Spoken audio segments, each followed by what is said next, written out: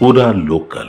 నమస్తే, welcome to పురా local. ప్రస్తుతం మనం విశ్వ హిందూ పరిషత్ జాతీయ అధికార ప్రతినిధి రావినూతల శశిధర్ గారితో ఉన్నాము.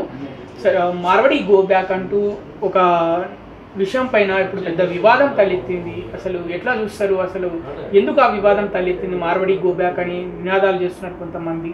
ఏమనుకుంటున్నారు ఈ విషయం పైన మీరు? కొన్ని శక్తులు ఈ దేశం లోపల ఒక రకమైనటువంటి అంతర్గత అలజడి సృష్టించాలని చూస్తూ ఉన్నారు. మహారాష్ట్ర లోపల మరాఠీ మాట్లాడలేదని చెప్పి హిందువులపైన దాడి చేశారు.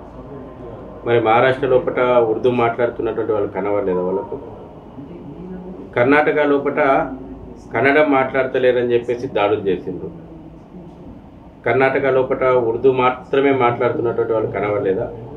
తెలుగు రాష్ట్రాల లోపల సహజంగా భాష మీద అంత ఎమోషన్ ఫీలింగ్స్ లేవు కాబట్టి ఇక్కడ వ్యాపార వర్గాలను రెచ్చగొట్టి ఆ రకమైనటువంటి విద్వేషాన్ని, వేర్పాటువాదాన్ని ప్రోత్సహిస్తూ ఉన్నారు.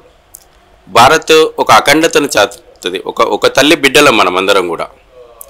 ప్రాంతాలు, భాషలు వేరు కావచ్చు, ద్వాదశ జ్యోతిర్లింగాలు, అష్టాదశ శక్తిపీఠాలు ఈ దేశ అఖండతకు సూచిస్తాయి. కాబట్టి ప్రజల మధ్యన విద్వేషాలు రెచ్చగొట్టాలనేటువంటి ఒక ఎజెండా నడుస్తుంది. దీనికి ఎట్టి పరిస్థితుల్లో ఆదిలోనే దీన్ని అణచివేయాల్సినటువంటి అవసరం ఉంది. ప్రభుత్వాలు, పోలీసులు సరైనటువంటి చర్యలు తీసుకోవాలా. ఎవరైనా, అందరికీ స్వేచ్ఛ ఉంది ఈ దేశం లోపల. అనేక మంది పేదలు పొట్టకూటి కోసం ముంబైకి పోతున్నారు, బతుకుతున్నారు. గ్లోబల్ మార్కెట్ అంటున్నాం మనం ఇవాళ. భారతదేశం లోపల ప్రపంచంలో ఉన్నటువంటి అవకాశాలను ఎత్తుక్కుంటూ విదేశాలలో భారతీయులు బతకడానికి పోతున్నారు. ఈ రకమైనటువంటి ఒక భావజాలం ఏదైతే ఉందో రాబోయే రోజుల లోపల మన యొక్క సంస్కృతికి చెడ్డ పేరు వస్తుంది, మన ప్రాంతానికి చెడ్డ పేరు వస్తుంది. ఇవాళ సాఫ్ట్వేర్ కంపెనీలు ఉన్నాయి, మరి ఎక్కడి నుంచి వచ్చినాయి? హైటెక్ సిటీ దగ్గర నుంచి మొదలు పెట్టుకుంటే టెక్నికల్ మొత్తం వస్తున్నటువంటి కంపెనీలు మీరు రండి, పెట్టుబడులు పెట్టండి అని చెప్పి ఆ ప్రభుత్వాలు ఆహ్వానిస్తూ ఉన్నాయి. బట్ ఒక రకం భయానకమైనటువంటి వాతావరణం సృష్టించి ఒక బ్లాక్మెయిలింగ్ రాజకీయాలకు పాల్పడుతున్నటువంటి వాళ్ళ మీద కఠినమైనటువంటి చర్యలు తీసుకోవాల్సిన అవసరం ఉంది. మేము ప్రజలందరికీ అప్పీల్ చేస్తూ ఉన్నాం. హిందూ ఐక్యతను దెబ్బతీసేటువంటి ఏ కుట్రలు, అది కులాల పేరు మీద కానీ, వర్గాల పేరు మీద కానీ, ప్రాంతాల పేరు మీద కానీ, భాషల పేరు మీద కానీ, రాజకీయాల పేరు మీద కానీ, ఎక్కడ అవకాశం దొరికితే అక్కడ హిందువులను విభజించాలనేటువంటి కుట్ర, ఒకరి మీద ఒకరికి ద్వేషం పెంచాలనేటువంటి కుట్ర చేస్తూ ఉన్నారు. వీటికి లోను కావద్దు. వీటిని మనందరం కూడా సంఘటితమై మేమందరం హిందువులము అనేటువంటి భావన చాటాల్సిన అవసరం ఉంది. దీని వెనకాల ఎవరైనా ఉన్నారా? రాజకీయంగా లబ్ధి పొందడానికి ఈ విధంగా చేస్తున్నారని అనుకుంటున్నారా?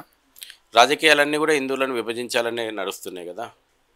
ఈ దేశంలో అనేక రాజకీయ పార్టీలు హిందువుల మీద అనేక కుట్రలు, సనాతన ధర్మాన్ని ఎరాడికేట్ చేస్తామంటున్నారు, హిందుత్వ నఫరత్ అంటున్నారు, భారత తేరే తుగడే తుగడే అంటున్నారు, బహిరంగంగా పబ్లిక్ మీటింగ్లో అంటున్నారు. రాజకీయాలు అనేటువంటి కళ్ళ ముందర జరుగుతున్నది. హిందువులను విభజించాలి, మైనార్టీలను మతం పేరు మీద కలపాలి. ఇదే ఈ దేశంలో రాజకీయాలు నడుస్తూ ఉన్నాయి. హిందూ సమాజం అర్థం చేసుకోవాలి ఈ రాజకీయాలను. ఓకే సార్, ఇలాంటి వివాదాలు తలెత్తినప్పుడు రాజకీయ పార్టీలకు ఏమన్నా అంటే కావాలని టార్గెట్ చేస్తున్నారా? వేరే రాజకీయ పార్టీని, అంటే ఇటు మారవడి వాళ్ళకు కూడా సపోర్ట్ చేసే రాజకీయ పార్టీ ఉంటుంది కదా, మరి వాళ్ళను టార్గెట్ చేసి ఈ విధంగా మారవడి వాళ్ళ మీదకి వెళ్తున్న పరిస్థితి అని అనుకుంటున్నారా? అన్ని రాజకీయ పార్టీలకు బాధ్యత ఉంది, స్పందించాల్సిన అవసరం ఉంది. ప్రభుత్వాలు, రాజ్యాంగాన్ని పరిరక్షించాల్సినటువంటి ప్రభుత్వాలు ఆ దిశగా ముందడుగేయాలి. ఈ వేర్పాటువాద శక్తుల మీద కఠినమైనటువంటి చర్యలు తీసుకోవాలి.